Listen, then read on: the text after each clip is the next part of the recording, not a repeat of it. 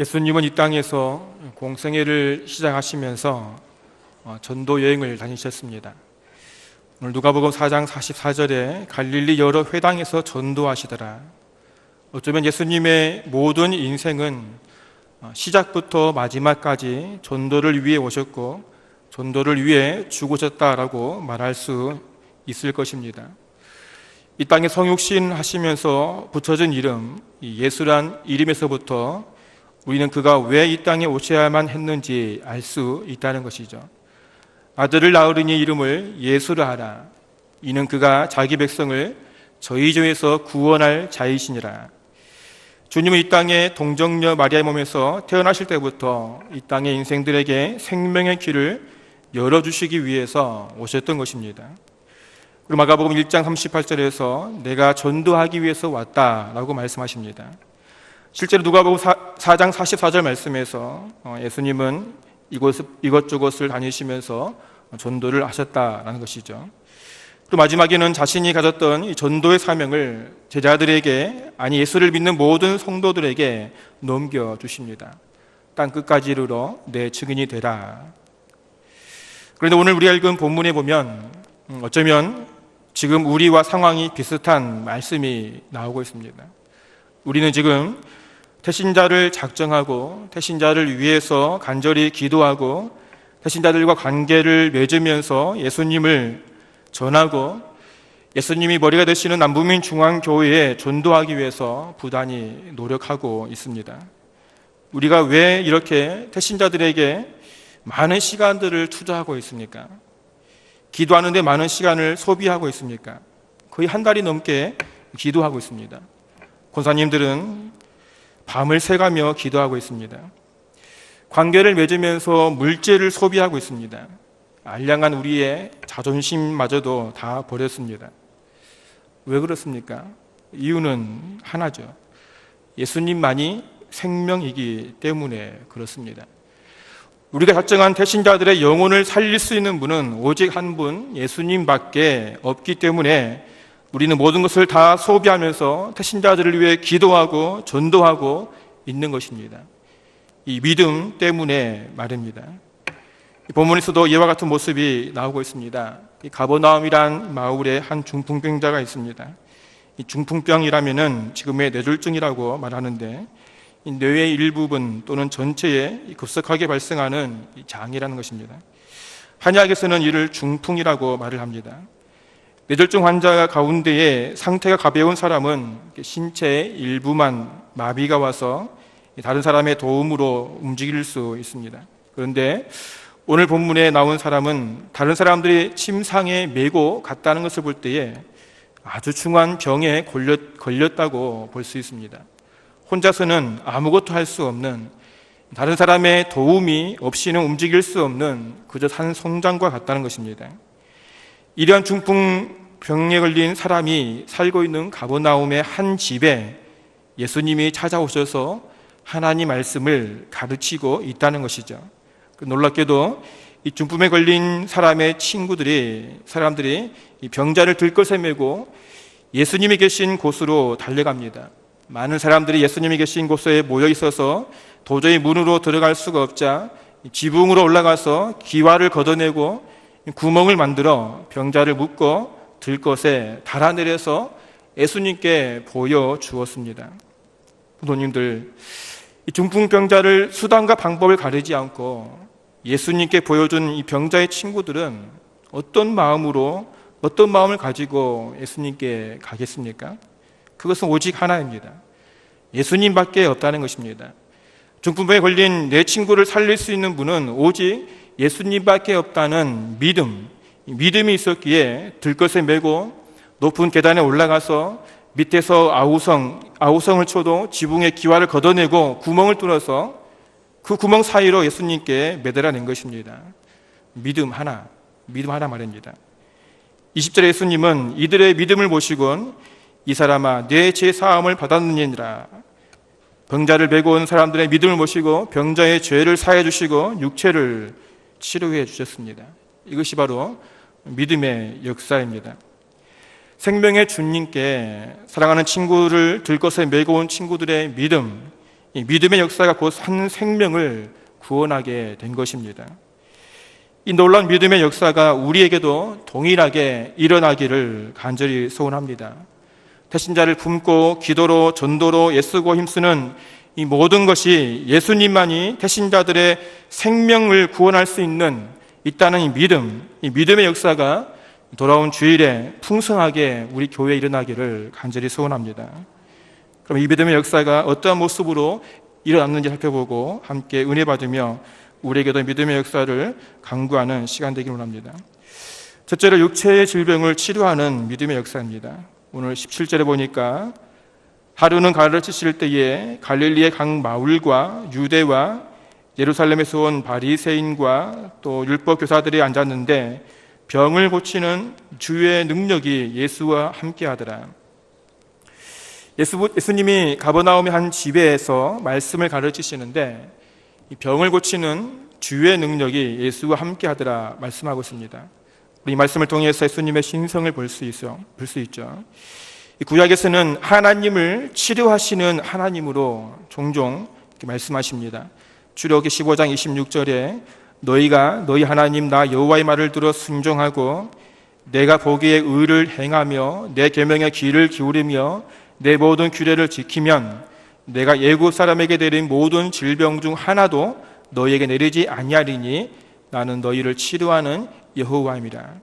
하나님께서는 마라의 승물을 치료하시면서 나 여호와는 치료하는 하나님이라고 선포하고 있습니다. 예레미야 30장 17절에서는 여호와의 말씀이니라 그들이 쫓겨난 자라 하매 시온을 찾는 자가 없은즉 내가 너의 상처로부터 쇠살이 돋아나게 하여 너를 고쳐주리라. 하나님께서는 포로로 잡혀간 이스라엘을 다시 회복시켜 주시는 하나님으로 말씀하고 있습니다. 그리고 장차 오실 메시아로 위대한 치료자로 말씀하십니다. 말라기 4장 2절 말씀에서 내 이름을 경외하는 너희에게는 공의로운 해가 떠올라서 치료하는 광선을 비추르니 너희가 나가서 외양간에서 나온 송아지같이 뛰리라. 이게 구약을 통해서 예언한 말씀이 예수님에게 임하였음을 말씀하고 있는 것입니다. 예수님이 곧 메시아이며 하나님이심을 선포하고 있는 것입니다. 우리가 한 가지 보아야 할 것이 있는데 병을 고치는 능력이 예수와 함께 하였다는 것이죠. 예수님이 이 땅에 인간의 모습으로 오신 완전한 사람으로서 연약함을 날마다 하나님께 간구하였다는 사실입니다. 그래서 예수님은 17절 말씀 보니까 16절에 보니까 한적한 곳에서 기도하였다는 것입니다. 예수님이 이 땅에 인간의 다시 말하면 예수님께서 이 새벽을 깨우시며 또 기도하는 예수님에게 또 한적한 곳에서 기도하는 예수님에게 하나님은 성령을 부어주셔서 하나님의 능력을 허락하셨다는 것입니다. 우리가 믿는 예수님은 모든 병을 고치시는 능력의 하나님이십니다. 사랑하는 친구가 중풍병에 걸린 것을 안타까워한 사람들은 예수님이 자신의 마을에 오시자 들것에 메고 무조건 예수님께 찾아갔습니다. 이들의 행동은 너무나 무모해 보일 정도였습니다. 더군다나 예수님께 나갈 길이 막혔다고 지붕을 뚫어서 내리는 방법은 어이가 없는 행동이죠. 그러나 이들은 이렇게라도 중풍병에 걸린 친구를 예수님께 보여주고 싶었습니다. 그 이유는 하나입니다. 예수님만이 자신의 친구의 병을 고칠 수 있는 분임을 믿었기 때문입니다. 성도님들, 믿음의 역사는 환경에 굴하지 않습니다. 앞이 막히고 지붕이 막혀도 이들의 믿음의 역사는 막지 못하였습니다. 오직 하나 주님만이 친구가 살 길이고 주님만이 모든 육체를 치유해 주실 유일한 방법임을 확신하였기에 환경을 뛰어넘는 기적을 일으켰던 것입니다. 우리는 종종 영혼의 생명을 포기하는 경우가 있습니다. 아니, 영혼을 포기한 것이 아니라 사람을 포기합니다. 무슨 말이냐면 우리는 전도를 하는데 그 사람의 영혼을 보지 못하고 육신을 보고 있다는 사실이죠. 한 번, 두 번 전도를 해서 안 되면 포기해버립니다. 겉으로 드러난 모습을 통해서 우리는 포기해버립니다. 이 사람은 안 된다는 것이죠. 그렇습니다. 육신을 보면 안 되는 것입니다. 육신을 보면 가능성이 없어 보입니다. 그러나 그 영혼을 보면 포기할 수 없다는 사실입니다. 아니, 절대로 포기할 수가 없죠. 포기하면 영원한 멸망인데 어떻게 포기할 수 있습니까? 혹시 지금 포기한 사람이 있다면 다시 붙드시기 바랍니다. 우리 연약한 육체를 치유하고 회복시켜 주실 분은 오직 예수 그리스도밖에 없는 줄로 믿습니다. 그래서 우리는 한 생명을 포기할 수 없고 끝까지 한 육체를 붙들어 하나님 앞에 그 육신을 붙들어 놔야 하는 것입니다. 그럴 때 예수님은 그 육신에 생명을 주시는 것입니다. 믿음의 역사가 일어나는 것입니다. 두 번째로 영혼을 치료하는 믿음의 역사입니다. 예수님은 지붕을 뚫고 내려오는 이 중풍병자를 보시고 이 사람아 내 죄 사함을 받았느니라 이렇게 말씀하십니다. 예수님이 하신 이 말씀은 좀 위험한 발언이죠. 조금이 아닙니다. 너무나 큰 무리수를 둔 것이라고 말할 수 있습니다. 왜냐하면 21절에 이 서기관과 바리새인들의 생각처럼 신성 모독 죄에 해당되기 때문입니다. 사람의 죄를 사할 수 있는 분은 오직 한 분 하나님밖에 없습니다. 그래서 예수님이 병자에게 하신 말씀, 이 사람아 내 죄 사함을 받았느니라, 이 말씀은 그곳에 함께 있는 바리새인과 율법교사들의 마음을 불편하게 한 것입니다. 이들에게 예수님은 약점을 잡힌 것입니다. 그러나 예수님은 자신이 이 땅에 오신 목적을 그대로 선포하였던 것입니다. 이름을 예수로 하라, 이는 자기 백성을 저희 죄에서 구원하려 하심이라. 예수님이 이 땅에 구원자로 오셨던 것입니다. 이 세상에 잠시 살다가 썩어서 한 줌의 흙이 되어버릴 육체가 아닌 영혼의 구원을 위해서 예수님은 이 땅에 오셨다는 것입니다. 하나님의 아들로서 말입니다. 메시아, 그리스도로서 하나님으로서 이 땅에 오셨다는 것입니다. 그래서 예수님은 중풍병자를 바라보실 때에 육체의 질병, 그 이전에 그 영혼을 바라보신 것입니다. 육체 질병의 원인인 영혼의 죽음을 바라보시며 죽음의 근원인 죄를 치유해 주신 것입니다. 주님께서 병자를 바라보시는 시각과 또 우리 인생들이 바라보는 시각의 차이이죠. 우리 인생들은 그저 눈으로 보이는 것으로 판단을 하고 정죄를 합니다. 그래서 생명의 주님이신 우리 예수님은 신령한 눈으로 영혼의 병든 것을 바르게 진단하시고 모든 질병의 원인인 영혼의 죄를 치료해 주시는 하나님이십니다. 이 땅의 모든 육체의 질병의 원인은 죄로 들어왔음을 주님은 이 사건을 통해서 우리에게 보여주고 있는 것입니다. 그래서 병자 육체의 질병을 치료하신 것이 아닌 그 영혼의 죄를 치료해 주셨던 것입니다. 또한 예수님은 죄사함의 권세가 자신에게 있음을 선포하고 있는 것입니다. 죄사함의 권세는 바리새인들이 생각한 것처럼 오직 하나님께만 있습니다. 느헤미야 9장 17절 말씀에서처럼 주께서는 용서하시는 하나님이시라, 은혜로우시며 긍휼히 여기시며 더디 노하시며 인자가 풍부하심으로 그들을 버리지 아니하셨나이다. 패역한 백성들을 용서하시는 능력이 하나님께 있는데 지금 예수님께서 그 하나님의 능력으로 병자의 죄가 사함 받았음을 선포하고 있는 것입니다. 이 사람아 내 죄 사함을 받았느니라. 앞으로 잘하면 받을 것이라가 아니라 이미 죄 사함을 받았다라고 선포하신 것입니다. 예수님은 왜 바리새인들의 생각을 다 아시면서 굳이 이들이 싫어하는 말씀을 하셨을까요? 23절 말씀처럼 그냥 아주 편하게 질병을 치료해서 보내면 아무런 문제가 없는데 왜 굳이 긁어서 부스럼을 만들었습니까? 그것은 24절 말씀처럼 예수님에게 죄를 사하는 권세가 있음을 알게 하시기 위해서라는 것입니다. 영적으로 무지한 백성들에게 자신이 메시아이심을 선포하였던 것입니다. 자신이 하나님과 동등됨을 선포하셨던 것입니다. 인생의 중함이 육신에 있지 않고 영혼에 있음을 선포하고 있는 것입니다. 그래서 예수님은 병자를 들것에 메고 온 사람들의 믿음을 모시고 병자의 육체가 아닌 영혼을 먼저 치료해 주셨던 것입니다. 이것이 믿음의 역사인 것입니다. 비록 사람들이 병자 육체를 치료받기 위해서 예수님께 찾아왔지만 그들의 수고와 그들의 헌신과 그들의 믿음의 확신을 보신 주님께서 믿음의 역사를 일으켜 주셨던 것입니다. 영혼의 구원을 이루어 주셨던 것입니다.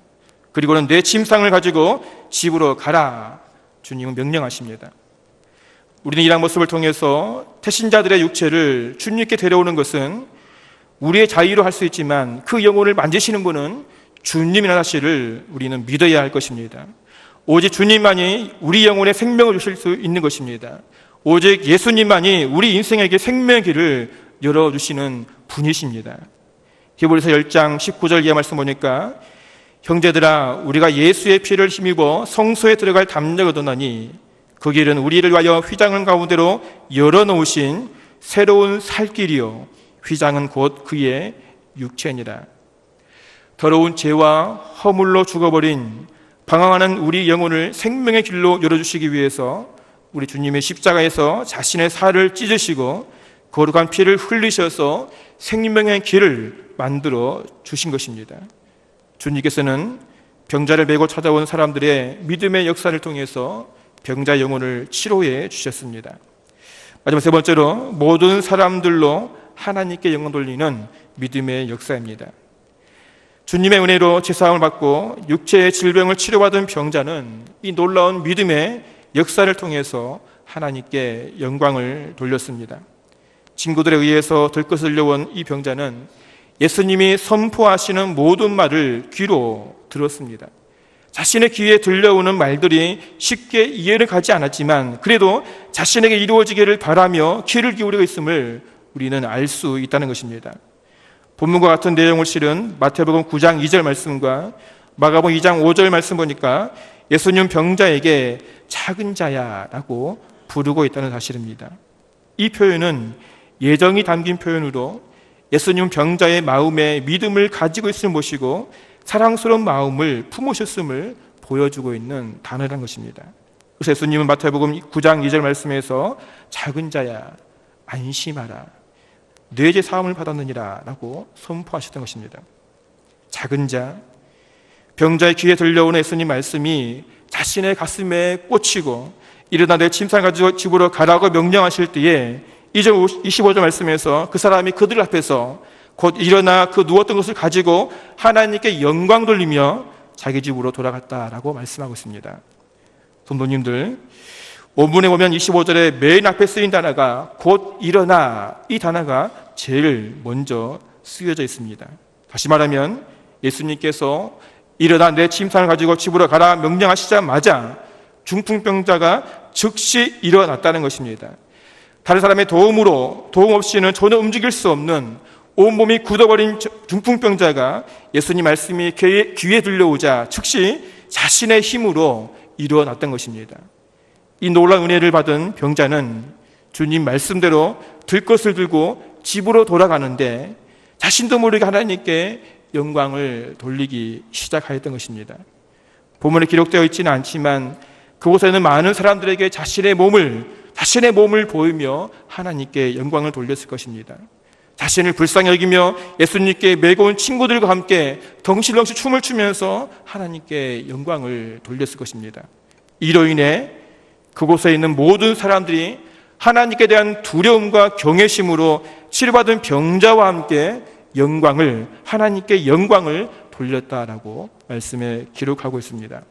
사랑하는 성도님들, 하나님 백성이면 당연히 하나님께 받은 은혜로 하나님께 영광을 돌려드려야 할 것입니다. 중풍병자는 예수님께 받은 놀라운 은혜에 감격하여 시키지도 않은 영광을 하나님께 돌려드렸습니다. 이로 인해 그곳에 있는 모든 사람들이 자신들도 함께 하나님께 영광을 드렸던 것입니다. 우리 또한 하나님께 은혜를 받은 자들입니다. 우리가 지금까지 받아온 은혜는 손가락으로 셀 수 없을 정도로 많은 은혜들을 받아왔습니다. 그런데 우리가 받은 은혜에 얼마나 하나님께 영광을 돌려드렸습니까? 우리가 받은 은혜로 하나님께 영광 돌리는 것으로 인해서 내 주위에 있는 사람들이 함께 하나님의 영광을 본 사람이 얼마나 됩니까? 이번 대신자 전도주의를 통해서 우리가 가신 하나님의 놀라운 은혜로 하나님께 영광 돌리는 기회가 되시기를 바랍니다. 우리의 수고와 우리의 헌신으로 타신자들이 처음 내딛는 이 발걸음이 생명의 말씀을 듣고 자신의 영혼을 치료하시는 놀라운 은혜를 체험하는 시간들이 되어지기를 바랍니다. 그래서 우리 원성도들과 모든 배신자들이 주님께서 내려놓으신 생명길로 다 달려나가 오직 하나님께만 영광 돌리는 거룩한 날이 되기를 간절히 소원합니다.